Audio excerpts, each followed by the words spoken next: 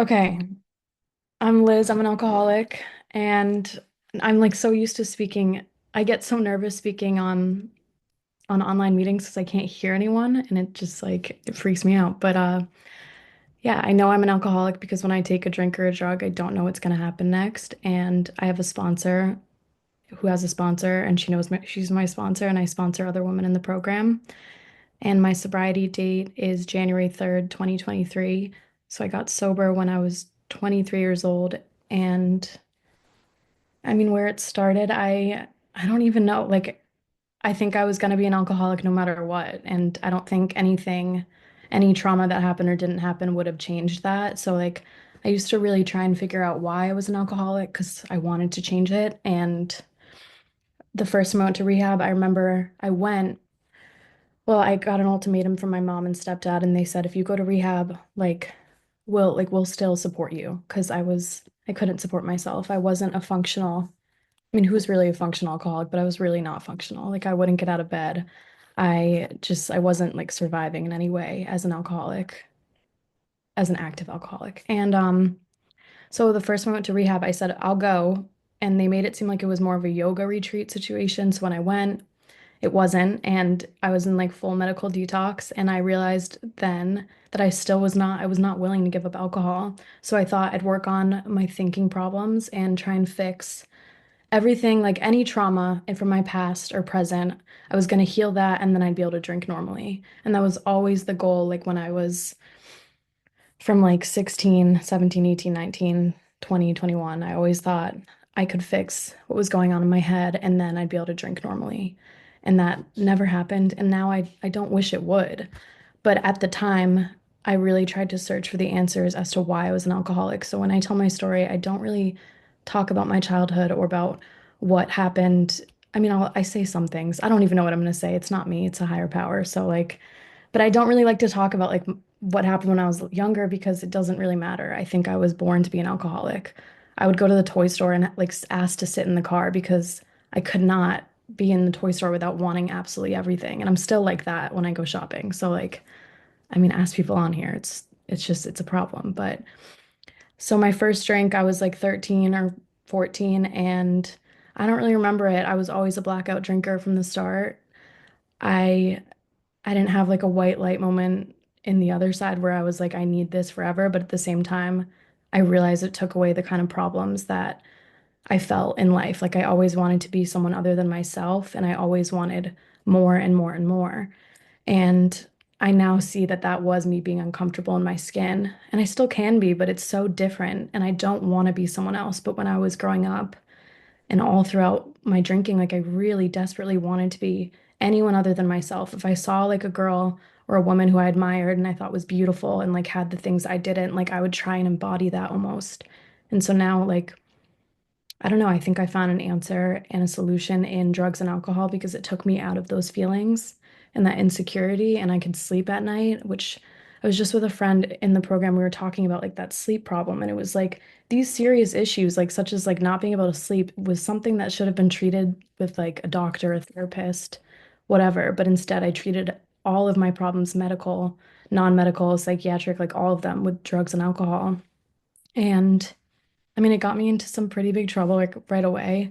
I didn't really have like a long career of drinking until I started getting in trouble and seeing the problems with it. So, yeah, I mean, I went to high school. I went to boarding school actually, and because I wasn't with my parents, it was like a different kind of drinking than I think I would have had if I didn't go to boarding school. But again, I still would have been an alcoholic. And I got in trouble there for drinking, and then I went to college and I mean, my first year was fine until I think I really leaned into it and like I always wanted more. Like I wanted friends that would drink the way I did and I couldn't find those people until I did. And when I found these people, it got worse and worse and it wasn't because of them, it was because of my actions and my decisions. And I left school because like again, I became by the time I was 19, like I was a full-blown like kind of drunk that you like I was a fall down drunk and I was drinking from morning to night and I couldn't really work. And when I did work, I would drink at work. I worked as a photographer and I remember I was working at like a college as a photographer And my clients had found me passed out under the table when they were waiting for their appointment for me to take their photos. Like that was just like what my life looked like. And by the end, I mean, I wasn't really functional at all. I was living at home, which there's nothing wrong with that, but I was living with my mom and I just kind of made my, like, I made my sister's lives hell. I made my mom's life hell. My mom was really desperately trying to fix this problem in any way. Like she thought a dog would fix it. She thought therapy would fix it. She thought an energy healer would fix it. And with the energy healer, like I went to this woman and she was awesome, but she would do like Reiki on me and I would pass out drunk on her table and she asked me to leave. So like that's what it looked like for me. And there was no solution. I really tried all the things. I tried like m many more things than that to try and not get sober. That's the thing, is I didn't want to get sober. I didn't want the solution. I wanted something to stop me from reacting to alcohol the way that I did. And so I went to rehab again after like I got into a legal issue because I crashed my car, like the whole thing. And they said go to rehab, so I went to rehab and I was there for a couple months. And I mean, it's crazy because so I met my service sponsor, who's now my service sponsor there, and she like when I was there, the person I was is so different because when I met this woman, I just had nothing good to say about her or think about her. I just thought she was the worst for no reason, to be clear, like for no reason other than she was telling me what I didn't want to hear. And so years later, when I was at an event with CSCYPAA, I saw this woman again and she was on CSCYPAA. And now today she's one of my good friends and she's my service sponsor. So it's really like that full circle of what this program can do for you. Because this was someone who like I used. I used her because they said if you get a sponsor, you get a flip phone. So I got a sponsor to get a flip phone. And I just treated her and everyone else kind of like shitty. And I thought I really had this like facade in my head about who I was. I thought I was this really selfless, compassionate, like kind human being. But when I put a drink or a drug in my body, and when I was in that in between like state of waiting for that drink or a drug, like there was no compassion in me, there was no kindness. All I could think about was myself. And like it was hell. And again, when I was on this walk tonight and talking about that sleep thing, it kind of brought me back to something. And I see now that I needed to hear it right before I spoke because it's something I forget. Like after like you get a year, which I'm still new, but I'm not that new anymore to say like where I'm forgetting things. Like I forget how bad it was. But I mean, I remember that pain of waking up every single day. And it was like, if I take this drink, my day's not going to be productive. Like nothing's going to happen and something bad could happen. But if I don't take this drink, like I won't survive. And it was just that, like, it was horrible. And, I can romanticize it a lot. I really love to romanticize it. And especially these last few months, I've been thinking about like things in my past and I've missed it. I've missed that, like, I don't know, that out of control, like, image of myself that I have where like I wasn't I wasn't who I thought I was. I whatever I made up in my head isn't the reality of what it actually looked like. So I can romanticize it all I want, but when I really think about it and I hear a newcomer speak about their experiences or someone with years who can speak about how it really was, it reminds me of how much I don't want to go back there. And if I go back there, like not only will I probably die, but I could also kill someone else in the process. And like the hurt I could cause my family and the people I've gained trust back from, like it's just not worth it to me anymore. And also, I mean, it's more than that. It's just I found a solution and that's I feel like now what I'm going to try and talk about. But the end of my drinking looked like I was drinking mouthwash, like bottles and bottles of mouthwash a day, like a lot of mouthwash, not a little bit. I was Uber, getting Uber Eats and like Instacart because you can get mouthwash from anywhere. So I was getting it all the time because I thought I'd gone to several rehabs at this point, and I thought mouthwash was not a relapse, which is the most delusional thing. But I really thought I wasn't relapsing if I wasn't picking up like a pint of vodka. So I started drinking mouthwash, and I mean, it ruined my insides. I was in and out of the ER by the end, but it still wasn't enough. It was like that random day on January 3rd. I had been like blacked out from mouthwash for like 3 days straight. And my roommate came in and was like, you're like, the gig is up. Like, we know. Because everyone in my life thought I was sober. I was still going to AA meetings and picking up chips. And I wasn't sober. And I was giving these chips to my mom. And my mom got a tattoo for my sobriety when really I'd been drinking the whole time. Like, and my mom's an angel. So it's just it's one of those heartbreaking things that just shows like, so my mom came in and got like a little lotus tattoo here for my 5 months sober. And she doesn't like tattoos. I didn't ask her to do this, just so it's said, but she got this tattoo and she comes in my room and shows me. And the day that she had gotten it, I had just relapsed like on vodka, like the whatever. I'd relapsed the night before. So it was like that's how, you know, this is how badly my mom wanted me to get sober. And I can say since I've gotten sober, even through like the bad times throughout sobriety, she has never been happier, genuinely. Like she is just happy that I'm alive. And she is just, yeah, she's just so excited about that. But so by the end, I was drinking mouthwash and like I went to rehab the third time, and I was fortunate enough to go to High Watch, which is in Connecticut, and it's an AA-based program.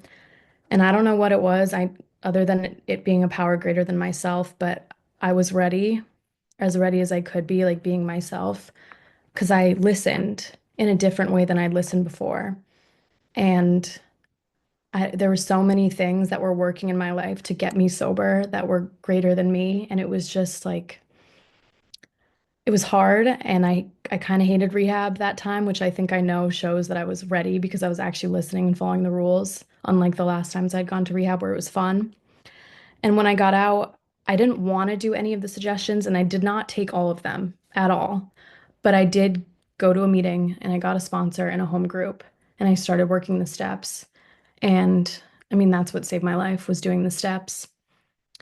I can't think straight right now to go through them, but like we did the steps, we've been doing the steps, and that sponsor and the people in my sponsorship family have changed my life. But then I also found CSCYPAA, which was has been a whole nother side of my sobriety.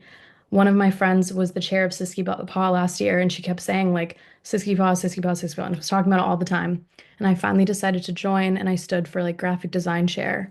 And not only did it help me find other young people in AA and help me like learn from other people about their sobriety and about working in a group in sobriety, but it also helped me learn how to take criticism in a way that I couldn't take because it was like I thought of everything in terms of me and how things affected me. And if this person did this or this person said this, like it all comes back to me, me, me.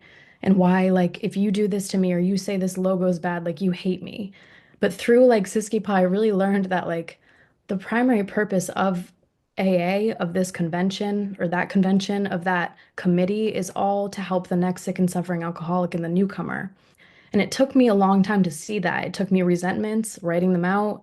It took me talking to other people, getting a service sponsor to like see that not only is this a program of like, it helped me to stop drinking and put the drink down, but it has been so much more than that. And I am so sick the second I even stop working this program. Like, I will go right back to those old habits. And I also know I can't really last even, I probably wouldn't last a month without meetings before I go back out. And I really mean that. And this is a program, it's changed my life in every single way.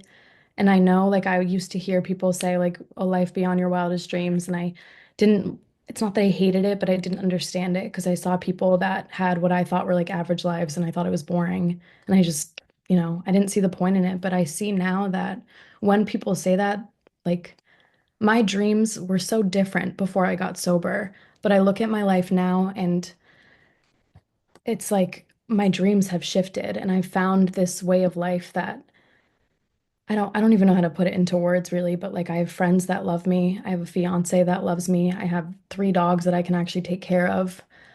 I can show up for people. Like I've become a reliable person in my family's lives, and I'm also reliable on this committee, I think, of Siskipa. And I'm kind of jumping, but this year, like I stood for Oh yes, CSCYPAA is Connecticut State Convention of Young People in AA, by the way. And this year I stood for the CPC and PI chair, which is public information and cooperation with the professional community. And I didn't even know what that was until like, I don't know, maybe a year ago. And I realized that to be able to work with people that may not know what AA is, or to be able to work with someone who's in daily, like in contact in their professional life with a possible alcoholic or someone that could benefit from our program, that is like to be trusted, like a trusted servant and work in that position is one of like the most amazing things. And it's been like a lot of learning, but and not really that much action yet because I'm really trying to understand the process and how important it is to speak at a non-AA meeting or to work with a professional who's not an AA member and to do all of these little things before I start to actually do the like speaking with the potential alcoholic. But that in itself, like, I don't know. I think when I got sober, like I really want, like my dream was to go to high schools and talk about how I'm this sober person. And I still like, I'm really excited to do that, but the dream looks different. It's not about me like standing up on a stage and saying how great I am because I got sober. It's about me like actually hopefully spreading the message to someone so they can be saved from those. I know I got sober young and I'm so grateful for that, but people die from this disease. And so a lot of us here probably were teenage alcoholics. I know a few of them on this meeting that were teenage alcoholics. And if I'm able to help another sick and suffering alcoholic find these rooms before they hit the age of 18, before 19, 20, 21, 30, whatever, that like just one alcoholic, like that's the whole purpose of this program. And that's the purpose of this service position that I'm in right now. And I don't know. I mean, I'm so excited for it and I'm just so grateful for it. And these are things like if you, if I could hear myself, if my self 3 years ago could hear myself speaking right now, like I think I'd be pretty shocked because I wasn't a person that could handle stress. I couldn't handle anything with alcohol. I would go to Walmart and on my way to Walmart, like I would buy a pint of alcohol and drink it in the bathroom at Walmart because like seeing people, talking to people, seeing my mom, having an emotional connection with anyone like required alcohol. Checking out at a Walmart required alcohol for me. And I don't know. I mean, again, my whole life has changed and I cannot stress how much I love this program, and sometimes it's frustrating and it's annoying to know that like I need this medicine. Like AA itself is my medicine, and if I don't take it, I won't stay sober. And even if I stay sober for a little bit, I'll become dry really fast, and I'll lose all the like if I'm not doing the things that I've been told to do, I won't be the person that I want to be, and I won't be able to help the newcomer, let alone myself.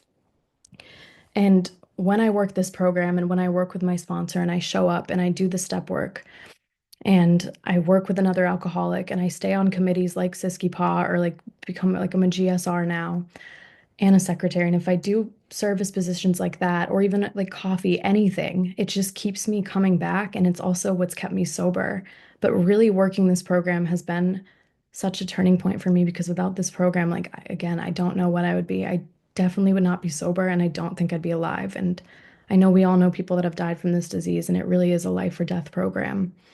So for me, not going to a meeting for 2 weeks, it's risking my life in reality. And again, AA truly is my medicine.